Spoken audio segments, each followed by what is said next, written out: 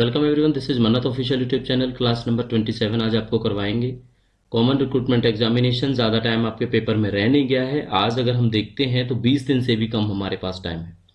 तो इस टाइम के अंदर सिलेबस भी आपका कंप्लीट करना है, आपको जितनी क्लासेस पहले करवा चुके हैं वो रिवाइज भी कराना है, और जितने एग्जाम के पॉइंट ऑफ व्यू से इंपॉर्टेंट क्वेश्चंस हैं वो भी हमें डिस्कस करने हैं। तो क्लासेस यूट्यूब पर अवेलेबल होती हैं, इनके पीडीएफ्स आपको बैच के जो एमसीक्यूज हैं वो आपको टेलीग्राम चैनल पर अवेलेबल होते हैं। ज्वाइन किस तरह करना है, बेसिकली आपको टेलीग्राम चैनल विजिट करना होगा, फर्दर इंफॉर्मेशन आपको वहीं मिलेगी। ईमेल भी आप करके हमसे पता कर सकते हैं। तो बेसिकली क्लास 26 हम करा चुके हैं, 27 है क्लास की पीडीएफ ऑलरेडी हमने अभी डिस्कस करके आपको बता दिया। इस क्लास के अंदर एचआरए और एमएससीपी के बारे में हम पढ़ेंगे। आप देखते हो एमएससीपी के भी पेपर में सवाल आते हैं, तो एचआरए हमने इसलिए करवाया कि एक साथ के साथ एक छोटा टॉपिक है वो भी हम आपको करवा देंगे, है ना। तो एचआरए से संबंधित बेसिक जितने पॉइंट हैं जो पेपर के पॉइंट ऑफ व्यू से जरूरी है वो हम डिस्कस करने वाले हैं। तो देखो एचआरए मिलता है बच्चों सिटी के क्लासिफिकेशन के अकॉर्डिंग, सिटी क्लासिफिकेशन के अकॉर्डिंग यहाँ पे एचआरए डिस्कशन क्लासिफिकेशन के अकॉर्डिंगली हमें मिलता है। तो सिटी क्लासिफिकेशन होता है हमारा X city, Y city and Z city, ठीक है। अब देखो एक्स में कौन से आते हैं, एक्स में आपके सारे महानगर आते हैं, लाइक दिल्ली, मुंबई, चेन्नई, कलकत्ता, बेंगलोर, इस टाइप से। वाई में कौन कौन से आते हैं, वाई में आपकी वे सिटीज आती हैं जैसे जो आप सोचते हो पॉसिबली, लाइक चंडीगढ़ आपका वाई सिटीज के अंदर आता है। पूरी की पूरी लिस्ट है, आप पढ़ना चाहो पढ़ सकते हो।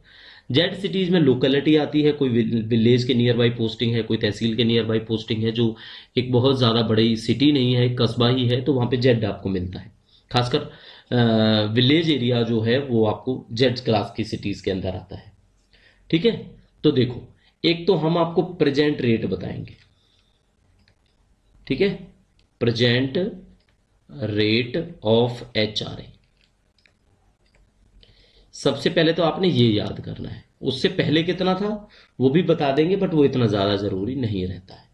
देखो एक्स वाई जेड, ठीक है।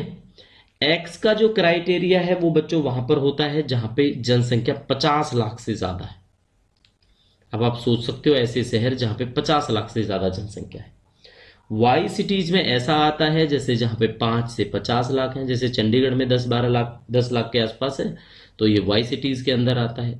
और जेड सिटीज में कौन सा आता है, जहां पर बिलो 5 लाख है, 5 लाख से कम जहां पर जनसंख्या है, ये जनसंख्या के बेस्ड है। तो ये भी आपको क्लियर हो गया होगा, पेपर के पॉइंट ऑफ व्यू से भी आपको याद रहेगा अभी। अब कर लेते हैं प्रेजेंट रेट, एक्स का कितना, वाई का कितना, जेड का कितना। तो देखो एक्स में मिलता है बच्चों 30%, वाई में मिलता है 27%, गलत, आई एम रॉन्ग, 20%। 27 तो पुराना था, वो भी बताएंगे आपको। और जेड के अंदर मिलता है 10%। तो आप देखोगे 10 का डबल 20 हुआ और 10 का ट्रिपल 30 हुआ। इस तरह से बाइफर्केशन है अगर हम समझे तो, ठीक है। तो ये क्या है, ये जो रेट्स हैं ये एक 2024 से लागू है, 1/1/2024 से लागू हैं।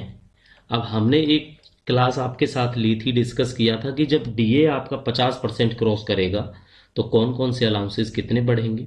उस टाइम पर ही आपका ये बढ़ा है। तो बच्चों कितना बढ़ा है, ये 25% इंक्रीज हुआ था जब आपका डीए 50% से ऊपर हुआ था। कब हुआ था डीए 50 से ऊपर, 1/1/24 को, इसलिए 1/1/24 से ये रेट रिवाइज हो चुके हैं। इतना अभी तक आपको क्लियर है। अब इसी रेट का हम बात करेंगे एक्स वाई जेड। क्लियर करना है इस चीज को, आप लोग समझ के रखना। 30%, 20%, 10% हो गया तीन, ठीक है। इससे पहले ये तो है 2024 से, और 2024 में कब से, 1/1/24 से। इससे पहले यानी कि 1 जुलाई 2021 से ये रेट पहले 27 था, ये 2% कम 18 था और ये 9% था। ठीक है, यानी कि हम लोग 3 साल से यही रेट पे चल रहे थे HRA के।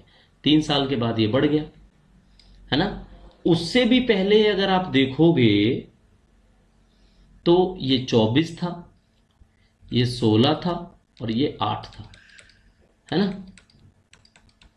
तो ये पेपर पॉइंट ऑफ व्यू से कोई जरूरी नहीं है, ये थोड़ा सा याद रखना ताकि पता रहे कि पहले कितना था अब कितना है। वैसे परसेंटेज का ही पूछा जाएगा आपसे, कितनी बढ़ी, तो 25% बढ़ा बेस फेयर का। ठीक है, कितना बढ़ा, 25% आपका इंक्रीज हुआ, बस इतना याद रखना है। ओके, चलो अभी तक का समझ में आ गया आपको। रेट ऑफ HRA बेसिक पे के हिसाब से है ये। ठीक है, ये बेसिक पे का होता है HRA, अगर कोई बोले तो बेसिक पे मिलता है आपको। ठीक है, अब एक जरूरी चीज और है जो आपने नोट करनी है। वो क्या चीज है, सपोज करो XYZ। अब आप कैलकुलेटर लेके रेशियो निकाल रहे हो 30%, 20%, 30%, 20%, 10%। अगर अब 10% आपका कम आता है 1800 से, 20% कम आता है आपका 3600 से और 30% कम आता है 5400 से, तो ये जो रुपए है ना, ये मिनिमम है। ये क्या है आपके, ये मिनिमम HRA, इतना आपको मिलना तय है। या तो इससे ज्यादा होना चाहिए 1800 से ज्यादा जेड क्लास में, वाई क्लास में आपका 3600 से ज्यादा और एक्स क्लास के अंदर आपका 5400 से ज्यादा। नहीं तो क्या होगा, नहीं तो आपको ये मिलेंगे, पहले तो ज्यादा वाला मिलेगा, अगर कम रहा तो इतना तो मिलेगा, यानी कि मिनिमम। अब क्वेश्चन यही बनता है कि मिनिमम HRA इन वाई सिटीज, तो आपने फटाक से आंसर देना है कि भाई 3600 रुपये तो मिलने ही मिलने हैं। अगला क्वेश्चन आएगा मिनिमम HRA इन एक्स सिटीज, तो एक्स सिटीज में 5400 रुपये आ जाता है। ठीक है, अगला क्वेश्चन आएगा मिनिमम HRA इन जेड सिटीज, तो जेड सिटीज का आपसे पूछते हैं तो 1800 रुपये आता है। हो गया क्लियर, इतना समझाना था वो आपको समझा दिया। अब देखो इसके पर्सपेक्टिव में बेसिक पे वर्ड है, बेसिक पे पर मिलता है आपको ये। अब कोई पूछे बेसिक पे के अंदर होता क्या क्या है, वैसे तो बेसिक पे आप देखोगे जो स्लैब है, जो पे मैट्रिक्स है, उसमें दिख जाता है आपको बेसिक पे क्या है। ठीक है, लेकिन उसमें साफ साफ लिखा है बेसिक पे में, बेसिक पे एज पर पे मैट्रिक्स। ठीक है, एज पर पे मैट्रिक्स है, वो बेसिक है, हमने आपको बता दिया। लेकिन डज नॉट इंक्लूड, इसके अंदर क्या इंक्लूड नहीं होता है, तो ये याद रखना क्या इंक्लूड नहीं होता है। इसके अंदर ना तो होता NPA इंक्लूड, ठीक है, नॉन प्रैक्टिसाइजिंग अलाउंस जो डॉक्टर्स को मिलता है, ना तो NPA इंक्लूड होता है इसके अंदर, ना कोई MSP। ठीक है, ना कोई MSP और ना कोई स्पेशल पे। स्पेशल पे मतलब बेसिक, मतलब बेसिक, सिंपल, इतना क्लियर है। तो पेपर में पूछा जाए तो इनको बिल्कुल नेगलेक्ट कर देना, ये ऐड नहीं होते उसके अंदर। ठीक है, क्या होता है, ये आपके ऐड नहीं होते हैं।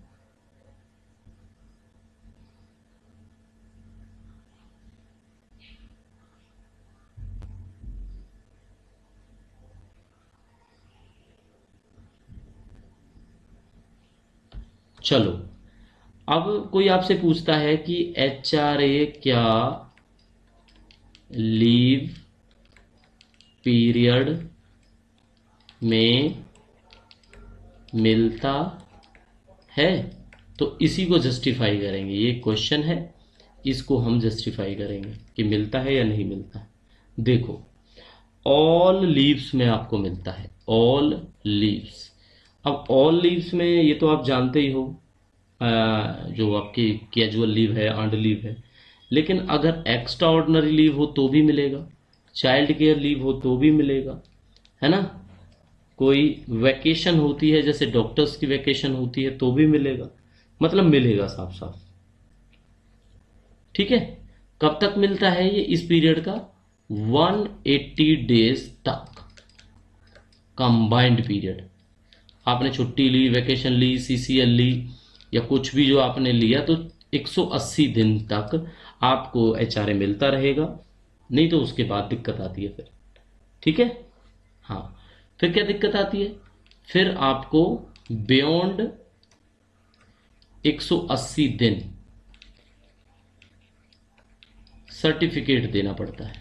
मिल तो तब भी जाता है ये, लेकिन तब आपको क्या है, प्रेस्क्राइब्ड जो सर्टिफिकेट है, प्रेस्क्राइब्ड सर्टिफिकेट वो प्रोड्यूस करना होता है, वो दिखाना होता है। तो ये जो आपके एज पर रूल था, पॉइंट ऑफ रूल था, वो हमने आपको बता दी बात, है ना। ज़्यादा आपने भी समझने की इसके अंदर कोई ज़रूरत नहीं है। अब कोई पूछता है स्टडी लीव के दौरान आपको मिलता है नहीं मिलता है, अगर स्टडी लीव के दौरान पूछे,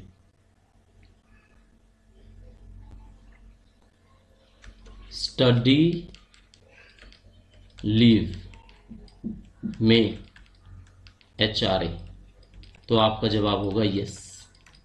कोई सर्टिफिकेट, नो सर्टिफिकेट। जैसे 180 दिन के बाद तो सर्टिफिकेट देना पड़ता था, लेकिन इसमें बच्चों आपको नो सर्टिफिकेट, कोई सर्टिफिकेट नहीं देना। मेडिकल सर्टिफिकेट के साथ में मिलता है, अगर किसी ने लीव ली हुई है, लीव, और लीव है आपकी मेडिकल लीव एमएल, तो क्या होता है, ये आपको 8 मंथ्स तक मिलता है, 8 मंथ्स तक। अगर आपने मेडिकल ली हुई है तो ये 8 मंथ्स तक मिलता है, और जो भी डिसाइड करेगा कि पेमेंट को इस पीरियड के बाद में, फिर सर्टिफिकेट देना पड़ता है। कुल मिला के मिलता ही है ये, है ना।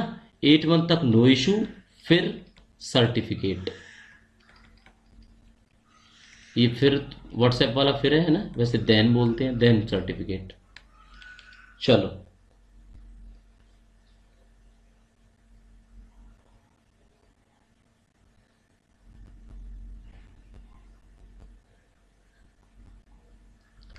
एलपीआर होती है। एलपीआर की सबसे पहले तो आप फुल फॉर्म जानो, ये होती है leave preparatory to retirement, leave preparatory to retirement. तो इस दौरान क्या होता है भाई, इस दौरान भी आपको क्या एचआरए मिलता है या ना मिलता है, तो बिल्कुल मिलता है, लेकिन आपको सर्टिफिकेट प्रोड्यूस करना होता है।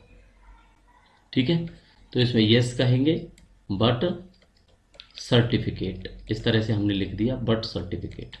चलो, हो गया क्लियर। ज्वाइनिंग टाइम पे मिलता है नहीं मिलता है, बिल्कुल मिलता है। सस्पेंशन पे मिलता है नहीं मिलता है, ये बड़ी बात है, इसको बिल्कुल आप नोट कर लेना, सस्पेंशन, क्योंकि अगर इसको नहीं पढ़ोगे तो शायद आप जवाब गलत करके आओगे। तो देखो, सस्पेंशन 180 दिन की अगर है, 180 डेज तक, 180 डेज तक तो मिलेगा। उसके बाद अगर बियॉन्ड होती है तो सीधी सी बात है, सर्टिफिकेट देना पड़ेगा, है ना। तो ये बात आपको रट जाएगी कि इसके बाद तो सर्टिफिकेट ही देना पड़ता है, वैसे तो ये मिलता ही मिलता है हर केस में, है ना।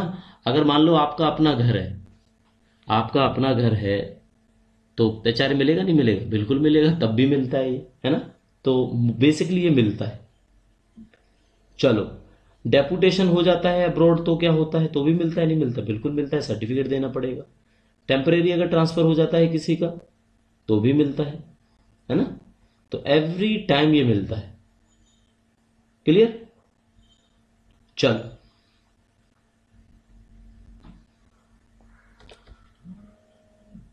अब जो बच्चे बिल्कुल नए हैं वो एक चीज पूछेंगे, पता करना चाहेंगे कि सर जब एचआरए लेना होता है, तो ये हाउस रेंट का होता है, हाउस रेंट अलाउंस बोलते हैं, ये हमने चलो लिखा नहीं है, अब लिख देते हैं, हाउस रेंट अलाउंस। ठीक है, हाउस रेंट अलाउंस होता है, तो क्या इसके लिए कोई रिसीट देनी पड़ती है, रसीद देनी पड़ती है कोई अवेल करने के लिए? अगर आप किराए पर रह रहे हो तो नो, बिना रसीद के मिलता है। पहले जिनको जॉब ज्वाइन नहीं की उनको शायद लगता होगा कि रसीद देनी पड़ती होगी तब एचआरए मिलता होगा, है ना। चलो, हाँ, ये बंद कब होता है, बंद कब होता है, हमने तो मोस्टली केसों में बताया कि मिलेगा मिलेगा, किसी में सर्टिफिकेट दे दो, किसी में। आप क्या करो, आप सरकारी मकान ले लो, तो सरकारी मकान को बोलते हैं गवर्नमेंट अकोमोडेशन। ठीक है, हाउस अलॉटमेंट में आप भाग लो, मकान मिल जाएगा, ये बंद हो जाएगा। ठीक है, कब तक बंद रहेगा ये? तब तक बंद रहेगा जब तक आप मकान होल्ड करोगे। छोड़ दोगे तो मिलना शुरू हो जाएगा। तो कुल मिला के ये तभी बंद हो जाता है। ठीक है, क्लियर हो गया?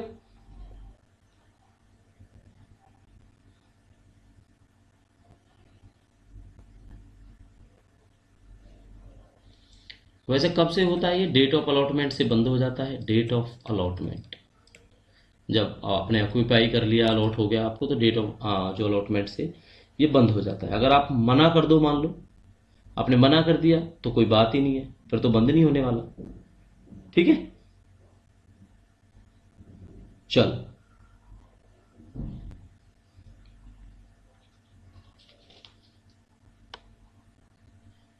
एक कब बंद होता है?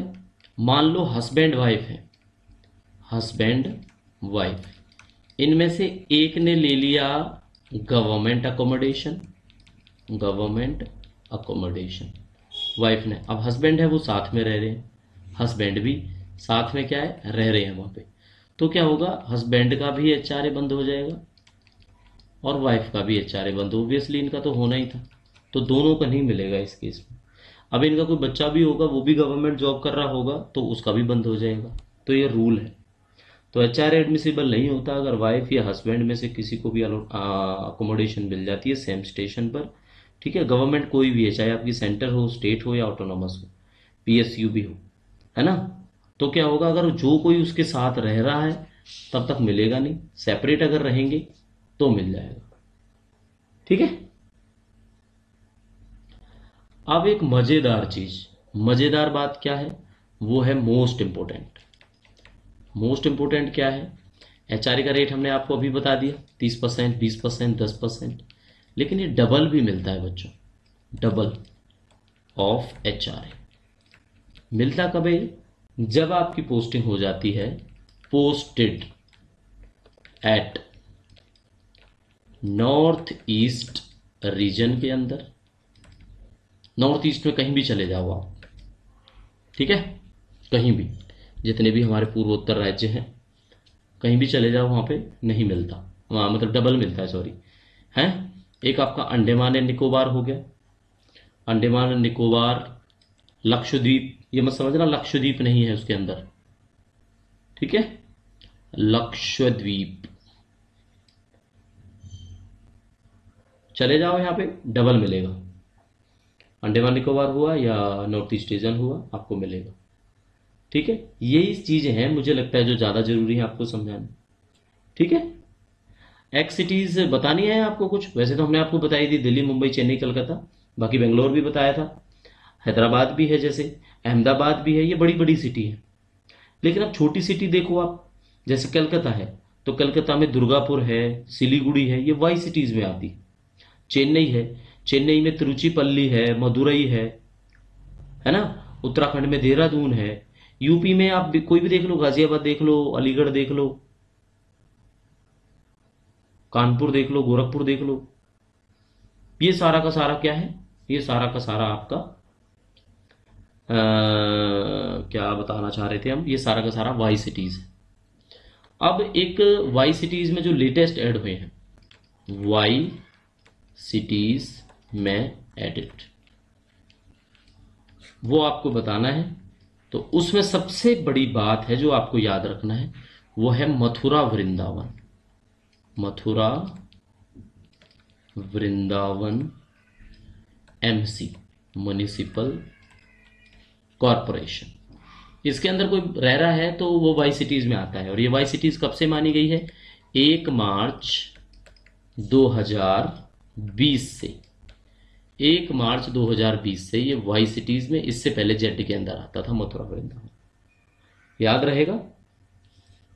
याद रहेगा या नहीं रहेगा? रहेगा। ठीक है, और सोचो।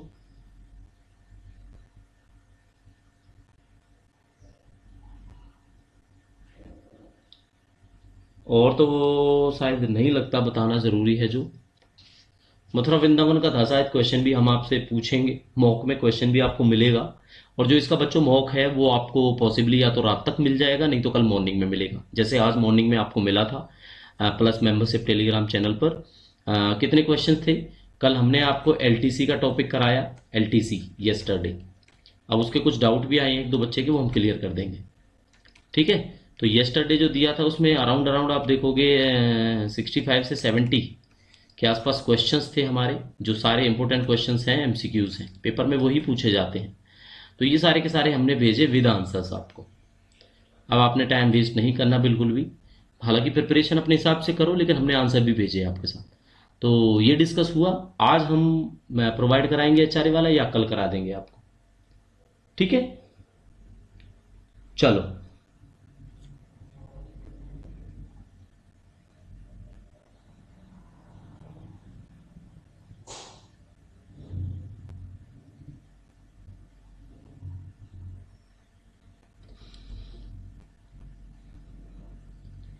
तो ये हमारा टॉपिक एचआरए का है। जो भी संबंधित सवाल थे शायद हम बता चुके हैं आपको। अब कराएंगे आपको एमएससीपी का टॉपिक। तो बच्चों अब आपको टॉपिक करवाएंगे एमएससीपी। फुल फॉर्म जरूर बताएंगे। Modified assured career progression. क्या होता है ये? मॉडिफाइड मतलब मॉडिफाइड कर दिया है इसको, पहले एसीपी बोलते थे इसको। मॉडिफाइड एश्योर्ड, एश्योर्ड का मतलब समझ में आता है ना, कि आपको पहले ही एश्योर कर दिया जाता है कि आपको जो करियर प्रोग्रेस के लिए आपका प्रमोशन करेंगे। तो ये एमएससीपी स्कीम होती है।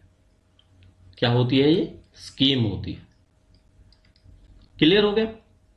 इसको एक्सटेंड भी कर दिया गया है अब, एक्सटेंडेड डीओपी के लिए। अब डीओपी डीओपीटी नहीं है, डीओपी का मतलब होता है department of post, department of post, यानी कि पोस्ट ऑफिस के लिए भी अब इसको एक्सटेंड कर दिया गया है, ड्राइवर्स को छोड़कर। ये इसमें जरूरी है कि ड्राइवर्स को छोड़कर, एक्सेप्ट ड्राइवर्स, पोस्ट ऑफिस के अंदर जो ड्राइवर्स हैं उनको छोड़कर इस चीज को एक तरह से, पहले इनका बीसीआर होता था, साल में 2 बार कैडर रिव्यू, और एक इनका टाइम बाउंड प्रमोशन होती थी, टीबीओपी। पोस्ट ऑफिस के अंदर क्या होता था? पोस्ट ऑफिस में एक तो होता था टीबीओपी, टाइम बाउंड वन टाइम, यानी टाइम बाउंड वन प्रमोशन। एक तो ये होता था, एक बीसीआर होता था, एक इनका होता था बीसीआर, बाइएनल कैडर रिव्यू। ठीक है, जो 1 सितंबर 2008 से लागू था, ये इस चीज को भी क्या कर दिया है? अब रिप्लेस कर दिया है, यानी कि अब उनके वहां पे भी एमएससीपी की जो स्कीम है वो लागू है डीओपीटी के अंदर। ठीक है भैया, अभी नहीं, पुराना ही ऑर्डर है वैसे, अगर आप देखोगे तो 2009 का ही ऑर्डर है। तो ये कोई हम नई बात नहीं बता रहे हैं, बट शायद जिन बच्चों ने नहीं पढ़ा होगा उनको पता होना चाहिए। ठीक है, अब जो रिपीटेड क्वेश्चन है या सबसे ज्यादा इंपॉर्टेंट जो क्वेश्चन है वो इसके अंदर क्या आता है? वो इसके अंदर ये आता है, आपसे पूछा जाता है बेंचमार्क। क्या पूछा जाता है? बेंचमार्क बताओ, benchmark for MSCP, MSCP as पर 7th सीपीसी, 7वें कमीशन आयोग के हिसाब से बेंचमार्क बताना है आपने, अगर किसी ने फायदा लेना है एमएससीपी स्कीम का, मॉडिफाइड एश्योर्ड करियर प्रोग्रेशन। तो बेंचमार्क क्या है उसका? बेंचमार्क होता है अपार का, जो आपकी एनुअल परफॉर्मेंस अप्रेजल रिपोर्ट भरी जाती है, उसकी जो रेटिंग है वो कितनी होनी चाहिए? वो वेरी गुड होनी चाहिए। ठीक है, तो इसका जो आंसर है वो क्या होगा? वेरी गुड होगा। ठीक है, किसके लिए? फॉर ऑल पोस्ट, कोई भी पोस्ट हो चाहे, अगर आपको एमएससीपी का फायदा लेना है तो वेरी गुड होना चाहिए 7th सीपीसी के अकॉर्डिंगली। ये है जो नई बात है। ठीक है, एक 2013 में एक ऑफिस मेमोरेंडम आता है, जिसमें एमएससीपी की जो बात है, एमएससीपी उनको जेई के लिए भी कर दिया गया था। जेई जो आपके पीएनडब्ल्यूडी के अंदर होते हैं, ठीक है, पीडब्ल्यूडी, या एक्चुअल में सीपीडब्ल्यूडी बोलते हैं इसको, CPWD, central public works department, तो उनके लिए भी इसको एक्सटेंड कर दिया गया था एमएससीपी को, है ना। पुराना ही ऑर्डर है, 2013 का ऑर्डर है ये। चलो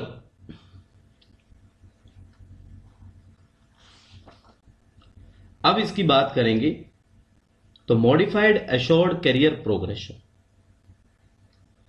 7 सीपीसी की रिकमेंडेशन है, गवर्नमेंट ऑफ इंडिया का अप्रूवल है। ये किस किस पर अप्लाई किया जाता है? हायर एडमिनिस्ट्रेटिव ग्रेड तक है ये।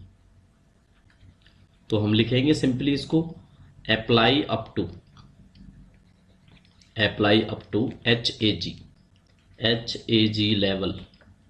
HAG लेवल कौन सा होता है? HAG लेवल होता है आपका हाई एडमिन ग्रेड।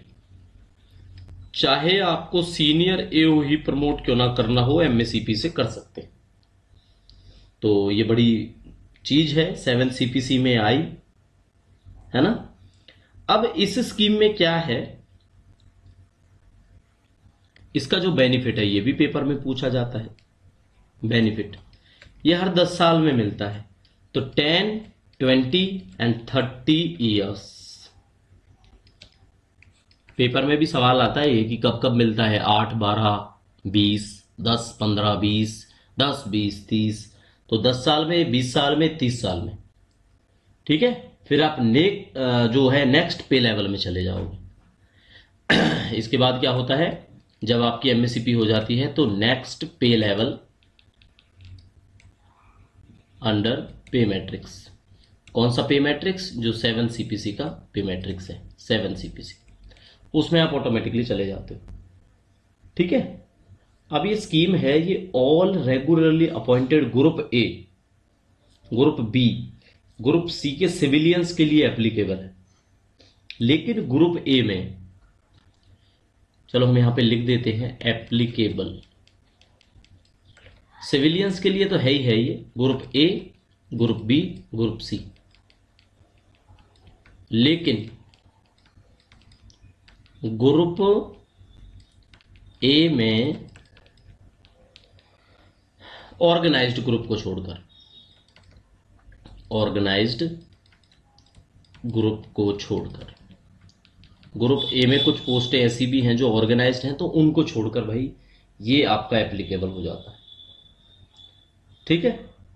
चलो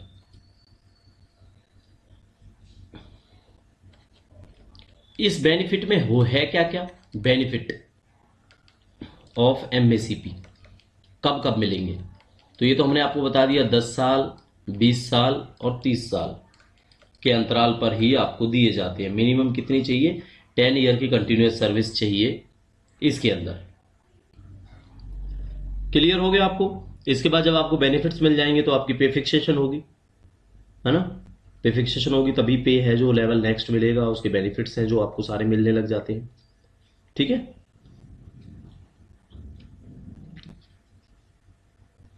चलो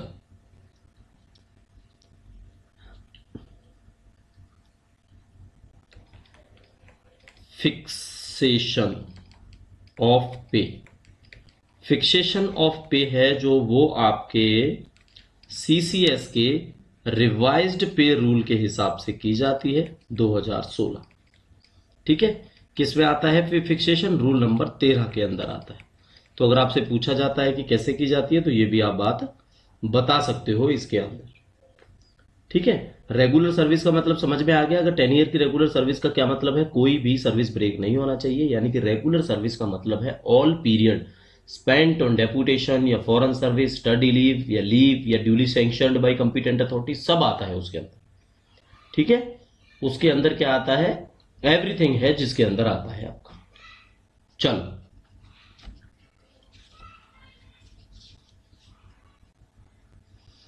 और देखो इसमें जो जरूरी चीज है वो क्या रहती है। एक तो जो एमएससीपी जब करते हैं, देखो एमएससीपी जब करते हैं तो मैंने आपको बताया अपार देखी जाती है एनुअल परफॉर्मेंस अप्रेजल रिपोर्ट। तो कितने सालों की देखी जाती है? ये लास्ट 5 ईयर्स की देखी जाती है, लास्ट 5 ईयर्स। लास्ट 5 ईयर्स का आपका चेक किया जाता है। और बेंचमार्क क्या है सबसे पहले ही हम आपको बता चुके हैं, इसका बेंचमार्क है वेरी गुड। ठीक है, इससे कम नहीं होना चाहिए, वेरी गुड बहुत ज़्यादा जरूरी है इसके अंदर, सिंपल सी बात है। ठीक है,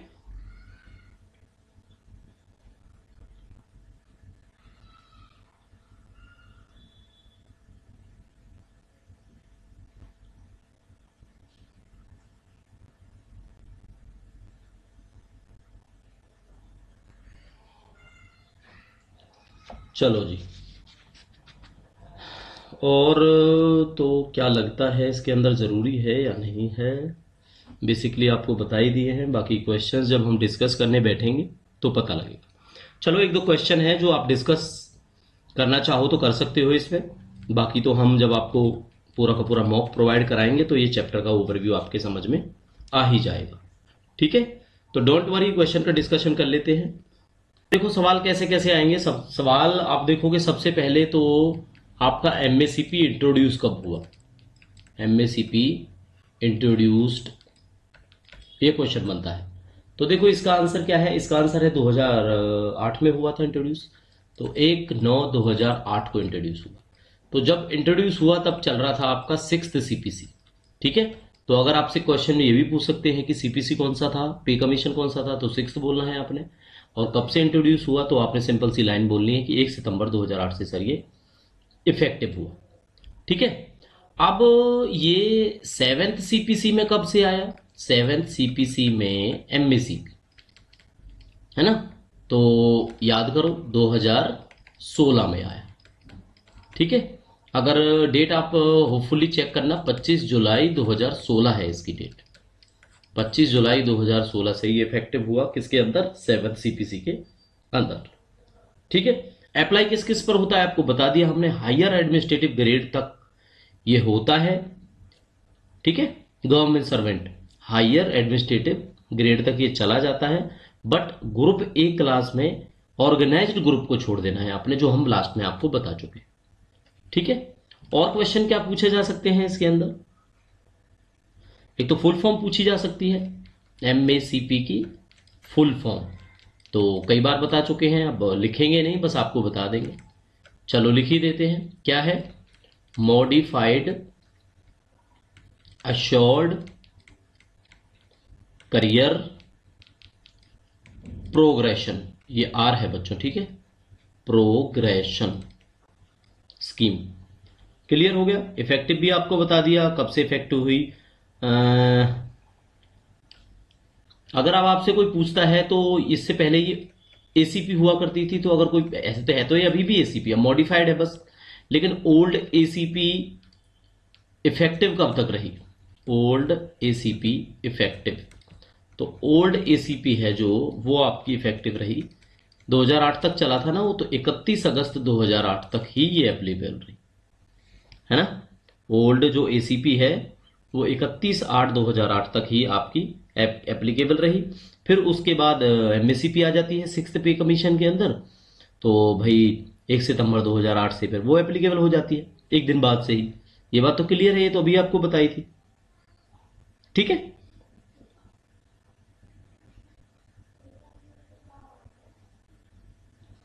अब कोई सवाल पूछ ले कि अडहॉक, अगर कोई अडॉक पे रखा हुआ है किसी को, तो ad hoc appointment service count in MSCP, तो क्या अडॉक वाली सर्विस है वो एमएससीपी में काउंट होती है, तो बच्चों नहीं, ओनली कंटिन्यूअस सर्विस। ठीक है, ओनली रेगुलर कंटिन्यूअस सर्विस ही इसके अंदर काउंट होती है। ठीक है, ये बात आपको बता दी। और बताओ और कितने सवाल हैं, बाकी सवाल तो बेसिकली हम आपसे अब मॉक क्वेश्चंस के अंदर ही पूछेंगे। ठीक है, चलो तो फर्दर क्लासेस हैं कंटिन्यू रहेंगी, तब तक आप पुरानी क्लासेस में प्रिपेयर करते रहो। एक सवाल है जो बच्चों का, वो अब शायद कोई कमेंट करके ना पूछेगा, है ना। कमेंट में क्या है, कमेंट में ये आता है कि सर जो ओल्ड वीडियोस हैं, ओल्ड वीडियोस, चाहे वो एम्स सीआरई 2024 वाली हो हमारे यूट्यूब चैनल पर, या सीसीएस रूल्स की क्लासें हों, जो बेसिकली नेटर के टाइम पे हमने कराई थी आपको, नेटर चंडीगढ़ के टाइम पे। तो क्या वो भी हमने करनी है या नहीं करनी है? करनी है। तो इसका देखो सिंपल, ये भी हम क्वेश्चन आंसर की फॉर्म में बता देंगे। यस, सारी की सारी क्लासें आपके लिए हेल्पफुल रहेंगी। हाँ, इतना जरूर है, उन क्लासों में मान लो कोई डाटा है आपने पढ़ लिया और वो अब रिवाइज हो चुका है, तो जितना भी डाटा रिवाइज हुआ है उसकी रिवाइज जो डाटा के साथ है, ठीक है, कहीं पे कुछ भी चेंज हुआ है तो एक क्लास हम जरूर लेके आएंगे आपके पेपर से पहले, ताकि पुराने वाला डाटा आप सारा भूल जाओ और नया डाटा है वो आपको याद रहे। ठीक है, तो पुरानी क्लासें कंटिन्यू करना शुरू कर दो, क्योंकि आप देखोगे करीब करीब 100 के आसपास क्लासें होंगी जो पुरानी हैं, वो आप कंप्लीट कर लोगे तो आपके लिए बेटर रहेगा। तो नेक्स्ट क्लास में मिलेंगे, तब तक के लिए आप प्रिपरेशन करते रहिए। Thank you, see you soon.